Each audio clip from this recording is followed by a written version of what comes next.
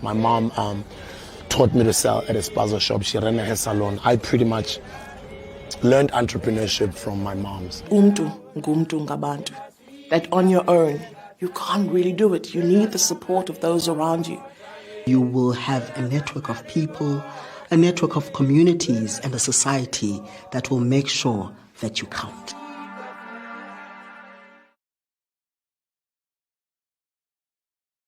And very, very welcome to tonight's edition of Saita Straight Talk. We gather twice a week on a Tuesday night and on a Thursday night at 7 o'clock, where we discuss pertinent issues that involve the informal trading sector.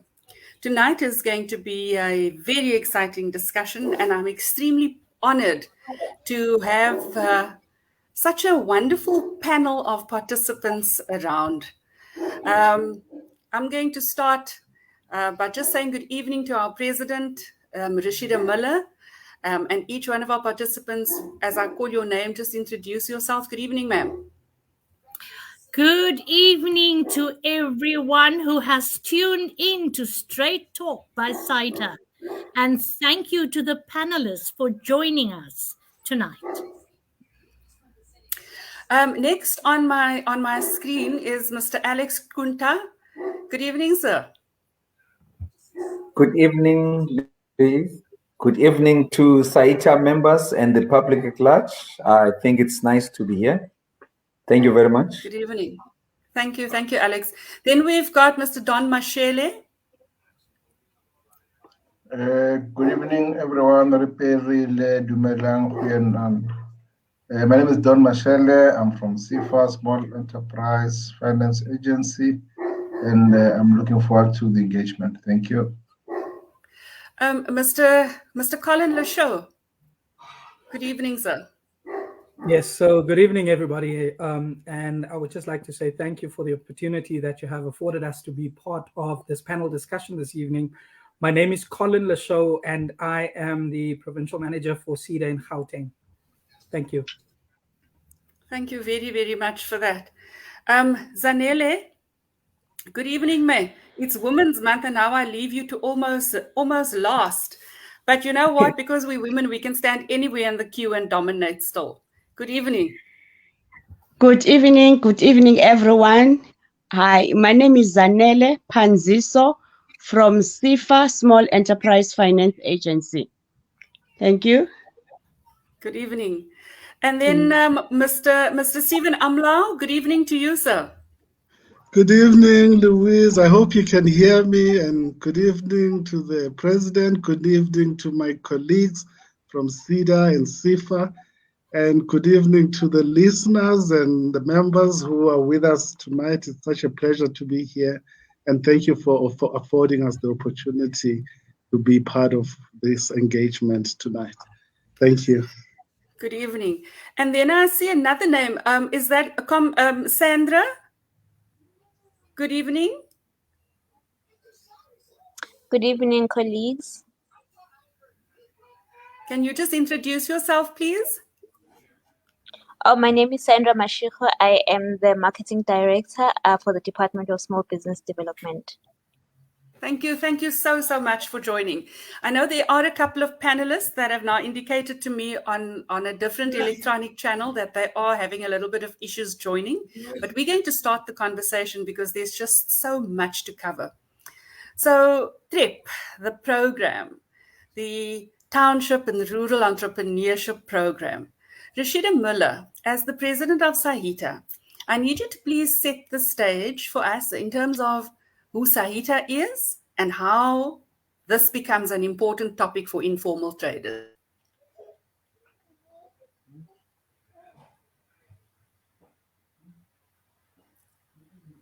Rashida, are you there? Yes, I'm here. Saita. Who is Saita? Saita is a national movement across the 9 provinces of South Africa, and we refer ourselves to the voice of the informal sector. It has been a long journey to arrive at a national platform for us, for the informal traders, but we have arrived and we are here to engage not only government, but also the business sector. So tonight we are sitting with a topic which is hot on the lips of everyone as an entrepreneur, as an informal trader, as a small business. But I think I have to just explain a little bit on who are the informal traders. Informal traders are on the streets, on the corners, at the taxi ranks, in market squares, just about everywhere. At the community, in their communities, they are also on the corners, etc. Informal traders are not there by desire. Informal traders are there because of survival. And we need, as government in particular, to understand who the informal traders really are. And later on in this chat, we'll be talking about why don't they register as PTYs, but we'll get there.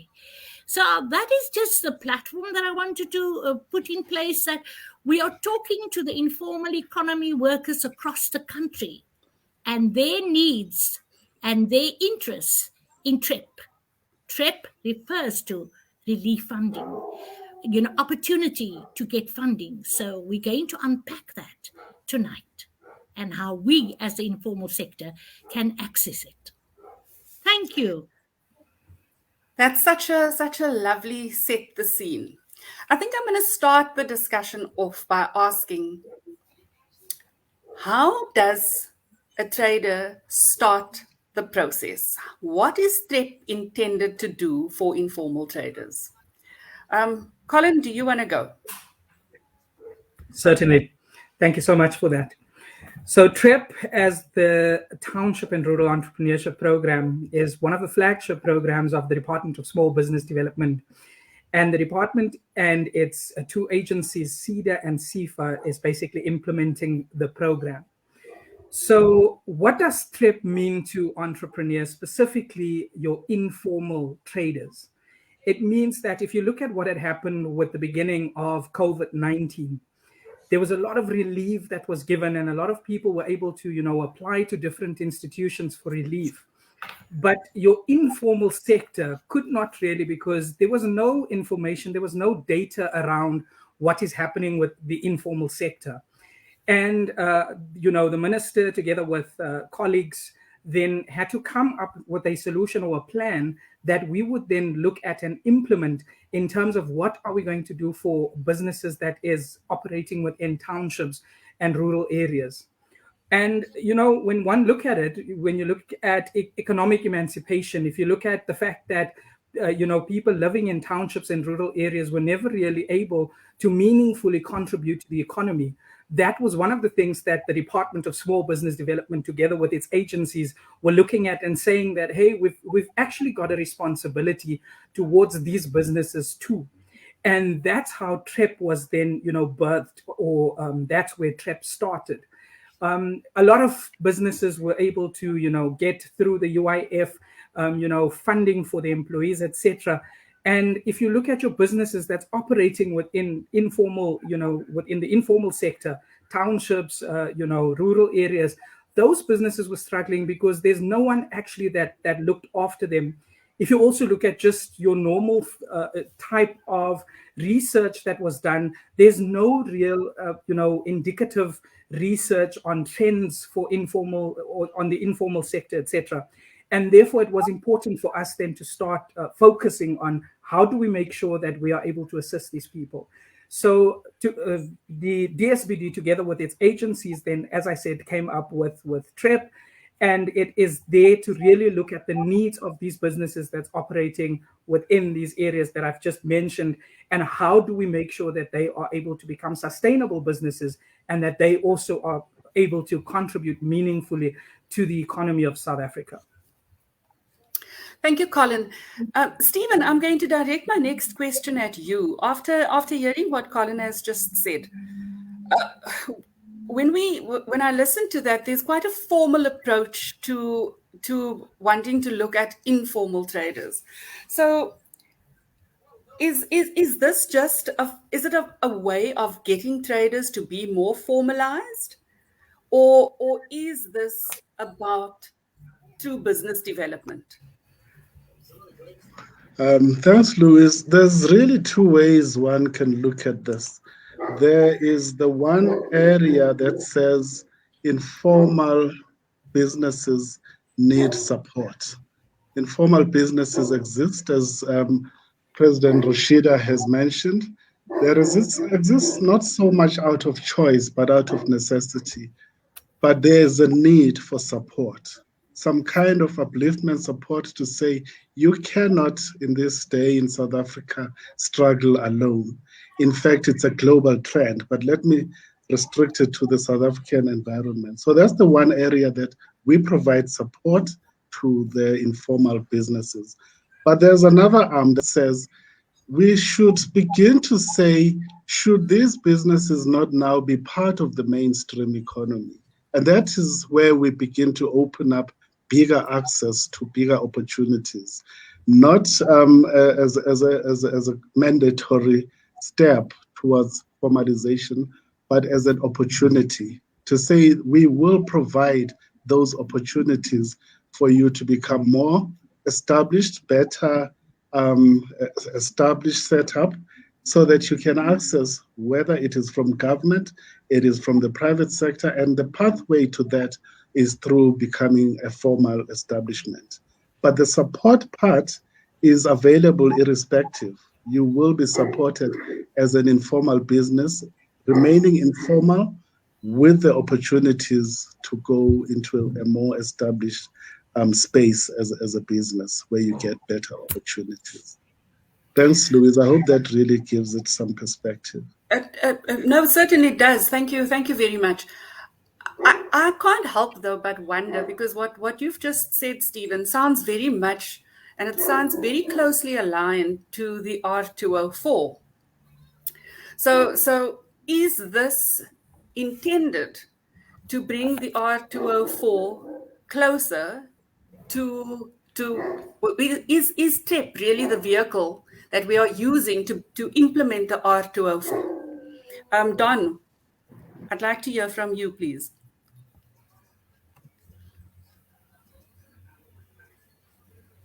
You've got to unmute yourself. Sorry, I was muted talking to myself. Apologies for that. Thanks, Louise. I think we can't look at TREP in isolation, because when you look at TREP and the programs that we have under TREP, for now, as a portfolio, by a portfolio, I mean the SBDC, the NCFA, we're starting by supporting those businesses at a retail level.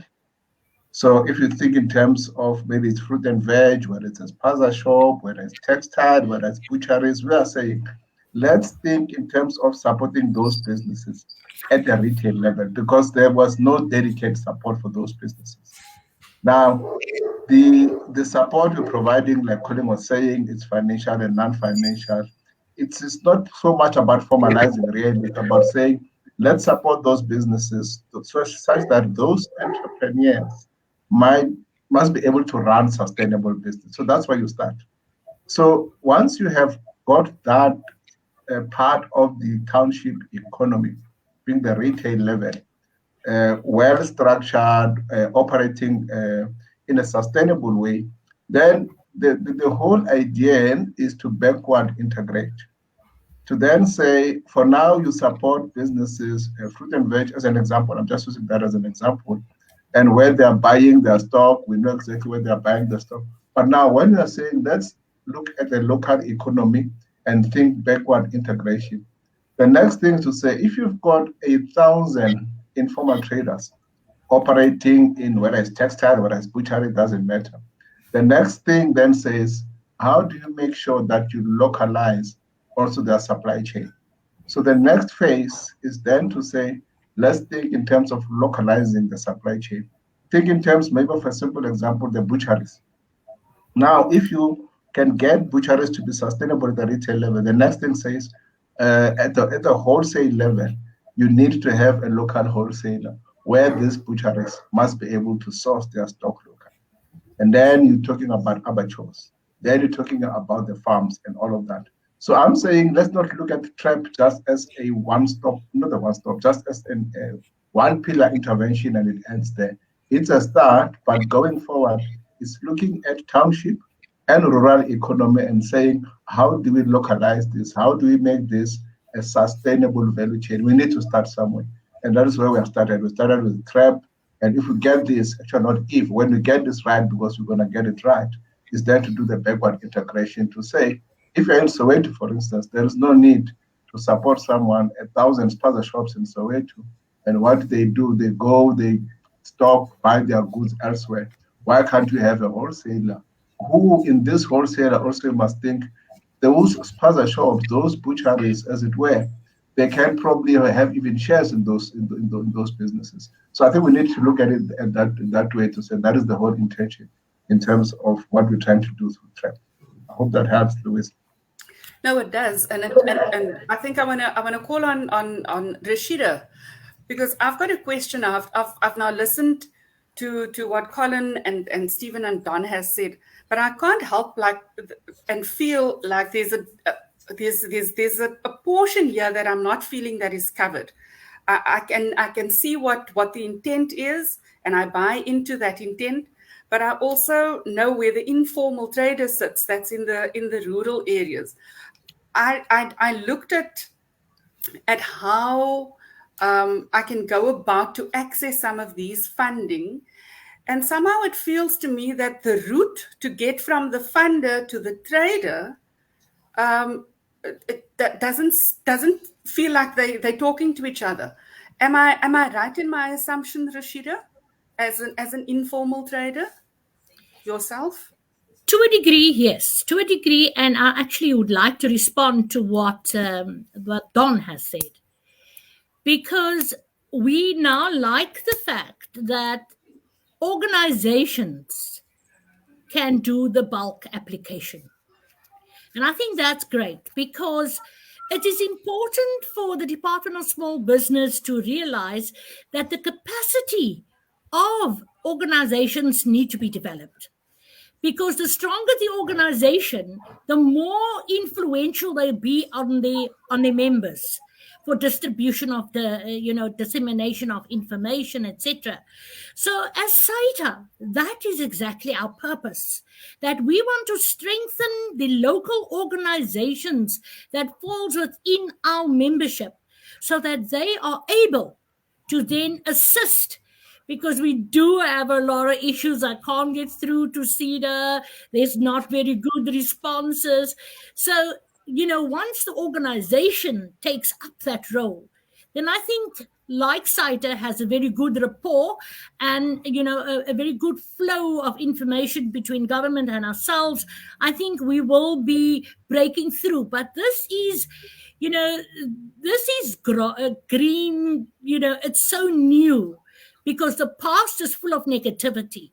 So this platform tonight especially needs to strengthen the collaboration between Saita.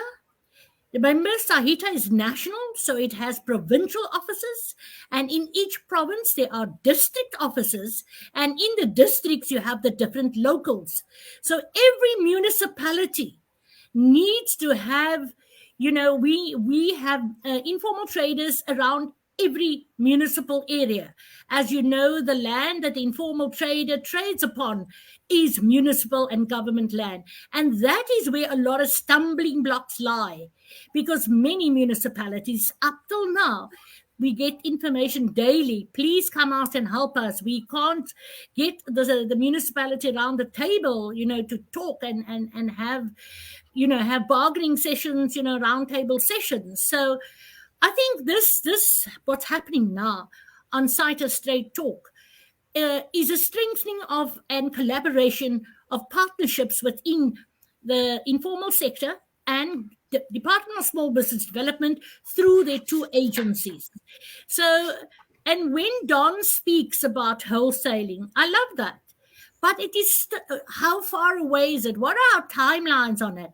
Because we can tell you that there are hundreds of clothing manufacturers, hundreds of small farmers out there, and we need to now look at in different areas where they are ready to move into pilot projects, say, let's do a wholesaling.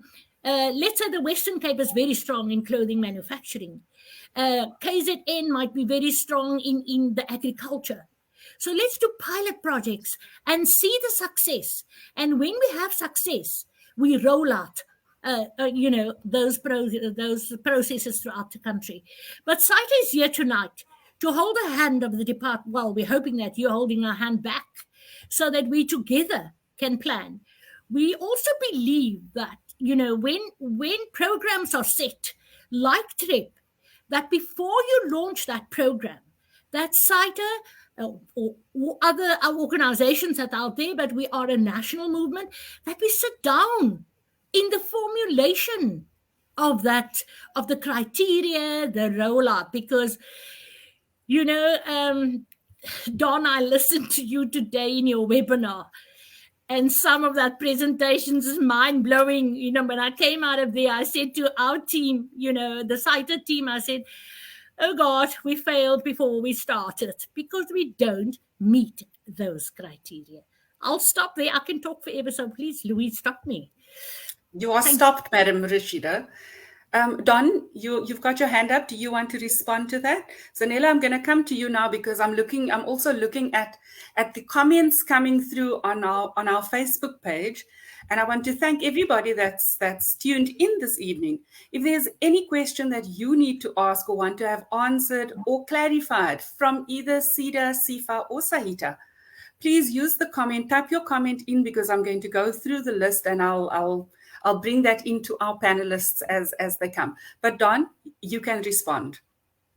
Yeah, thanks, Louise. I just want to build from what the president has just said, that this can just be a talk, an evening talk, and we end there.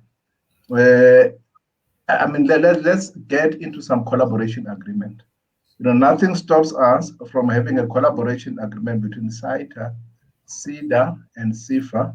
And I'm putting it in that order because remember now how the value chain of applications for TREP is structured. That is why when we present as a SIFA, we present the criteria and say, for you to be funding ready, you must have X, Y, Z.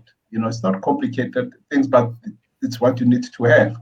Now, it's at the funding level. Before the funding level, we've got our sister organization, SEDA. SEDA, the colleagues will unpack. The role of SEDA is to make sure that these businesses are prepared. I can say it's more like a clearinghouse, if you like, to say you're not ready, you don't have this, you don't have that, and let's assist you until you get to that point. But also it's important for SEDA and to have those partnerships like the chambers, like Saita, to say you've got the members, you've got those members. How do you create a seamless flow so that it's not a member just going into a SEDA branch office or a SIFA regional office and make an application? So I'm saying let's, after this, have that collaboration agreement. And some of the pillars of the collaboration agreement can be what the president have just said. So, okay, let's pilot something. Let's start somewhere.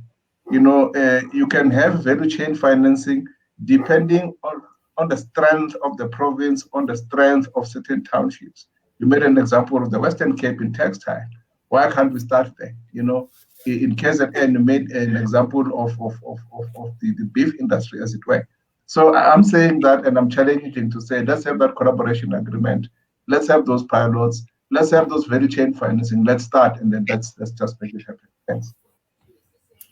I'm sure our president is very, very, very happy to hear that there will be that kind of agreement. Alex, I want to ask you, since Don has now referred to SEDA really being the first step, and like I said, how do we approach SEDA? How does an informal trader approach SEDA? Thank you, Louise. Fortunately for us, throughout the country, in almost each and every district municipality, there's an SEDA office. And in a district where there's no SEDA office, there's a co-location, collaboration with the local municipality. First and foremost, we assist the informal trader with the completion of that form. But as Rashida was saying, the challenge is that some of the requirements, the informal traders don't meet them. Then we walk the walk with them, okay? For example, an informal trader should have been trading, for 6 months, having registered the business maybe for 6 months, having trading for 6 months. But we normally say to the informal trader, that's fine. You were not registered, but you were trading informally. So when you complete that form, you state that. And then now we've helped you with the registration, even if the registration is for now. And then we put it in. And there's a lot of people out there, they are turned away by that. You should be trading for 6 months. And then once you talk to us, we'll explain, no, this is not to exclude you. We acknowledge that you've been trading informally, but now you've just registered. So that makes a huge difference to your constituency, Rashida, because this government is a listening government with its agencies. We do listen, but sometimes people just read and see these things. No, as you are saying, you won't win in this. But when you engage us, we've got a way of meeting the informal trader halfway, because all these programs are meant for them. And then the other aspect where the informal traders, they are coming to our offices, that is a challenge, because some of them, they don't have business accounts. But you say, no, you've been having your personal bank account. Put it in, but before you put your application, go and open a business bank account, and then we put it in that application to show that now you've got the business bank account. We're trying to meet the people halfway. And then when everything is fine, so even the location of your business, some people have got permits and with their expiry dates, we look at all those things. Then we take all those things to SIFA. But on approval, then there are certain documents that will be needed. For example, when we applied, we put in your quotations, but on approval, then there will be an invoice that is needed. And some people think that this money will go to them. As Sida, we explained, no, it does not work like that. We work on quotations based on your needs. And once you are approved, your supplier will have to invoice SIFA. It's a nice process. It's just that sometimes people don't have the information. And then they hear this from this one, they hear that from that one. But when you come to us, we provide that information. As a result, that influences the turnaround time of your application. Because if you go there alone and there are missing documents, it's no longer an application at SIFA. It becomes an inquiry. It is an application once all the documents are there. And this thing is simple. These things are written in that form. You know, it's like when you a dentist will tell you that if you want to take care of your teeth, brush them twice a day. If you don't do that, you'll have problems in years to come. You can't then complain after 5 years about your teeth. It started 5 years ago. Brush them twice. That's why we're saying now for compliance, give us all these documents. And if you don't have them with you, we'll walk the walk with you. If there's a need for a permit, we are in partnership with all our municipalities, and they come to the party. Thank you.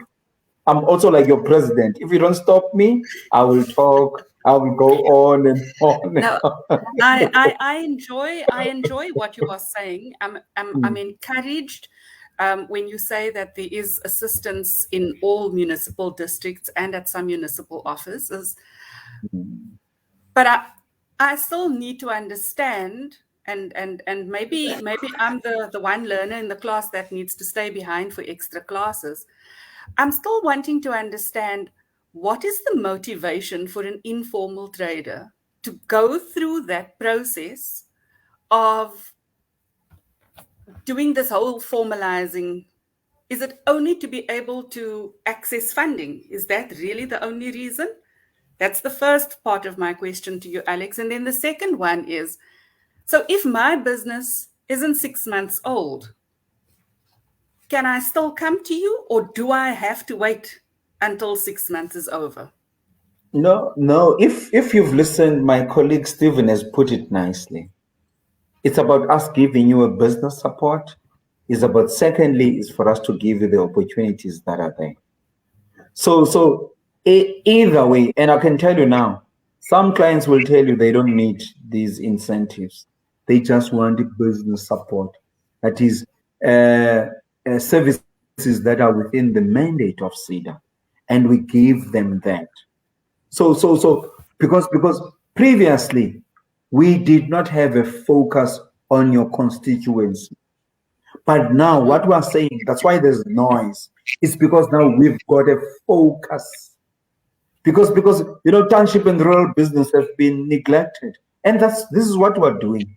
Besides the loans and the schemes that we are referring to, but at the end of the day, an entrepreneur needs support, and that support you will get it from a SEDA office. And when you want to grow further, and we will see when once we've done that gap analysis or whatever assessment that we've done, what you need, what's the next step, and then if it's need for that funding, then we go for that funding. If it's need to, because some people have never been given an opportunity that you don't need to stay here, and some don't want to stay here. We want to see these things getting into the value chain. Because if you look at the big brothers of today, they also started small. So people do have that vision, but they need that big brother that will be there with them. And you'll find that now, if we work with Saita as an association, because you've done already a needs analysis on your members, and you know what your members need, and we as SEDA, we are there to close those gaps without even the funding and everything else. Just that.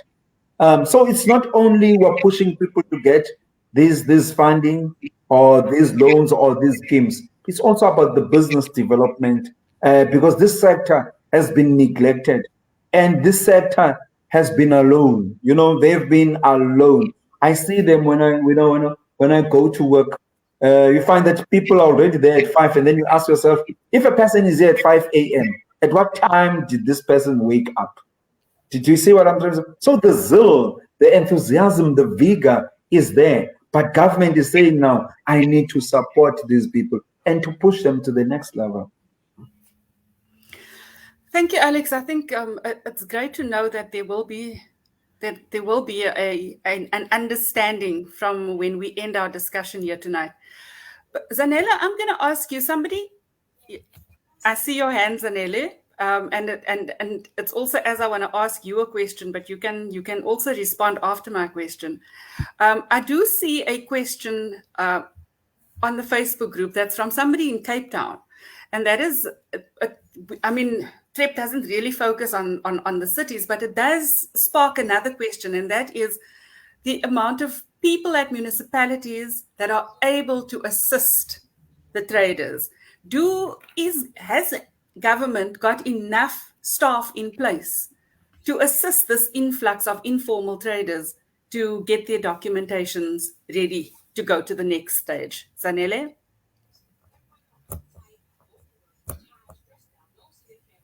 You are muted, sorry.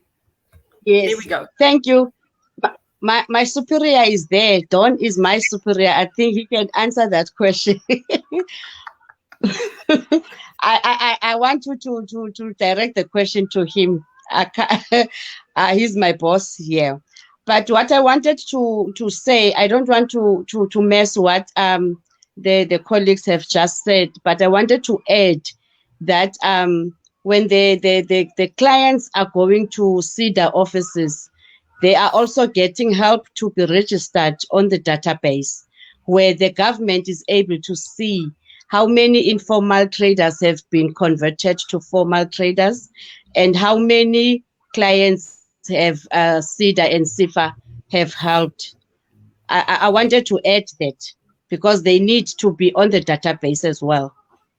Thank you. Thank you, Zanele. Don?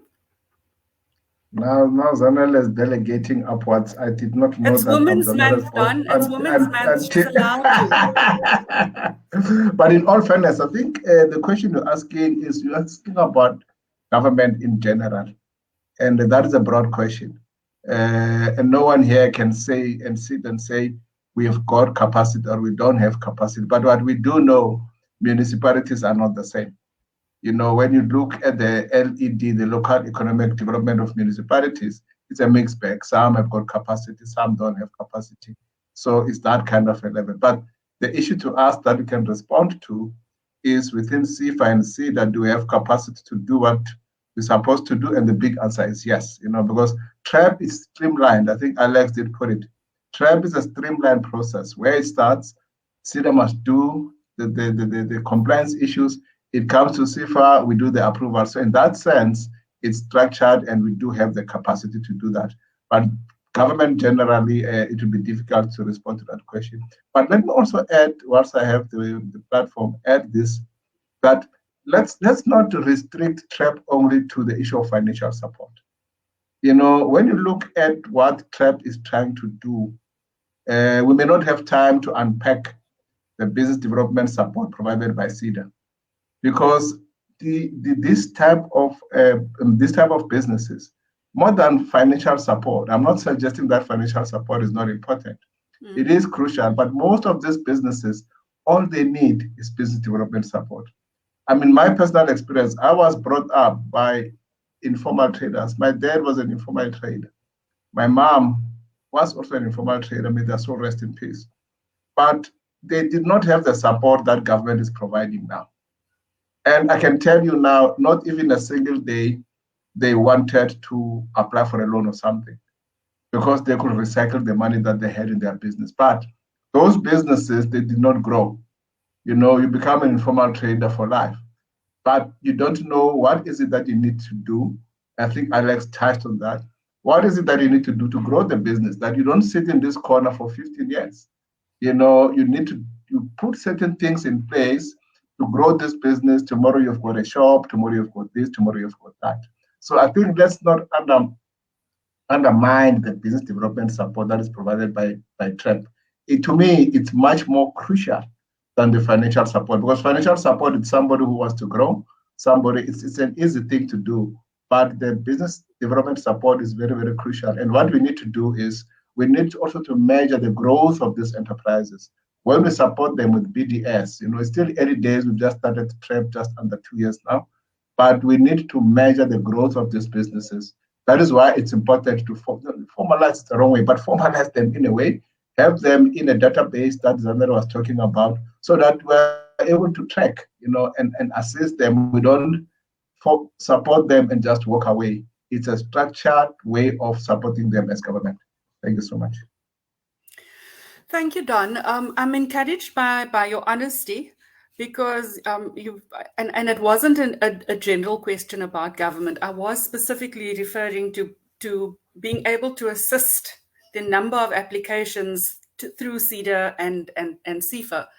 But based on what you said earlier, now that there's sort of an agreement between Saita, we know that Saita has capacity. So if you're an informal trader and you need assistance, please make contact with Saita.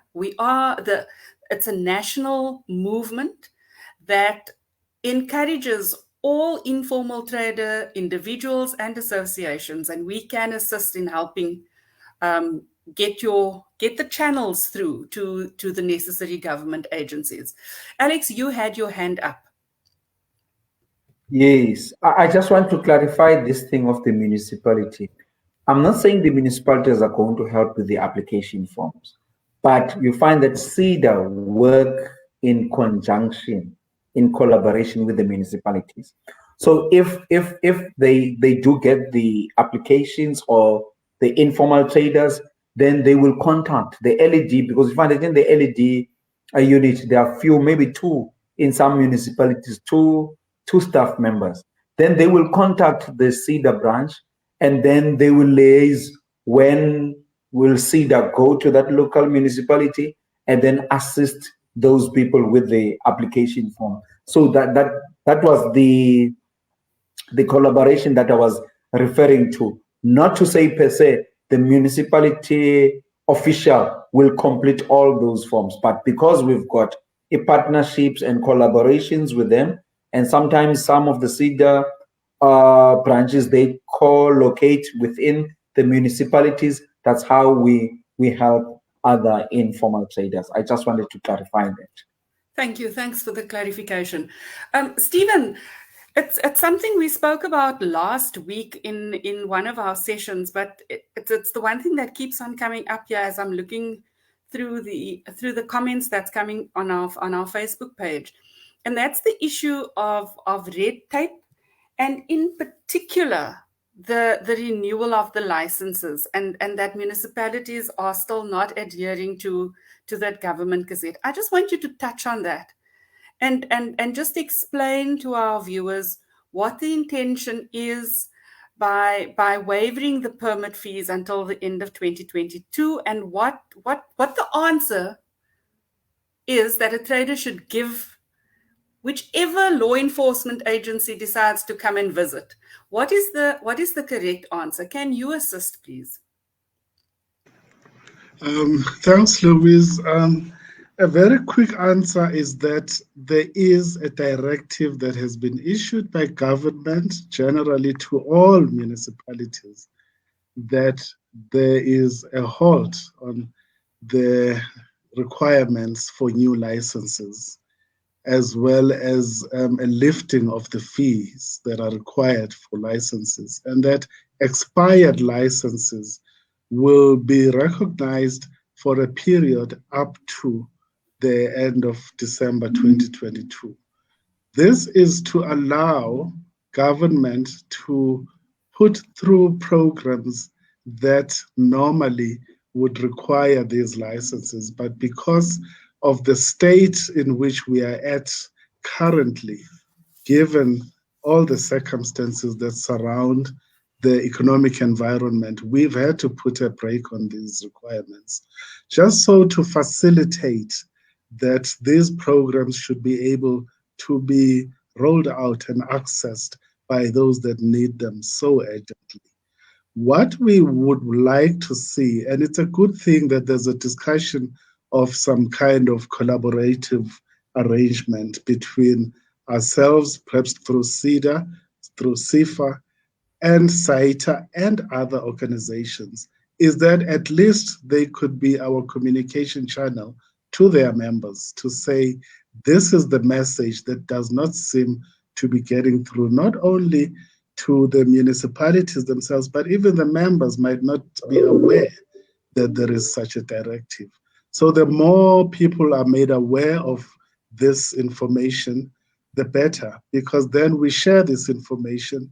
And in the process, and this is what is so good about tonight's discussion and other discussions that are taking place through this forum, is that we are beginning to talk very openly and honestly about the things that matter the most to all of us.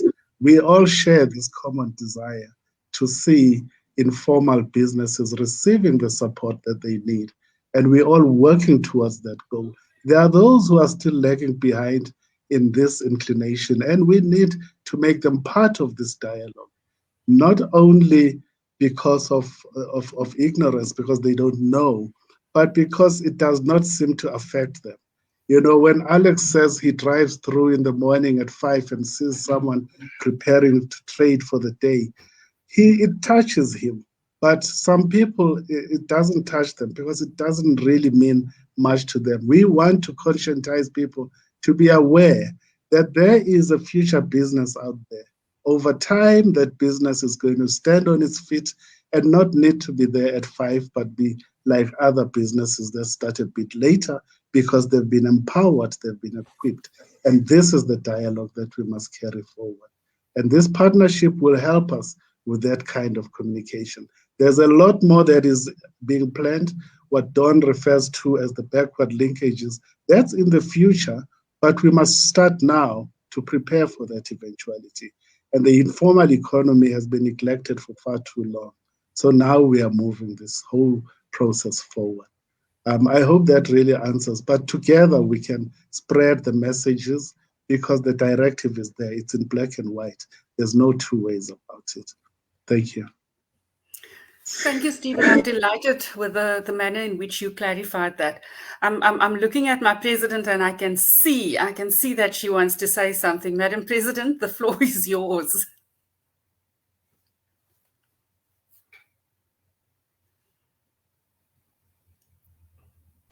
You'll have to unmute, Madam President.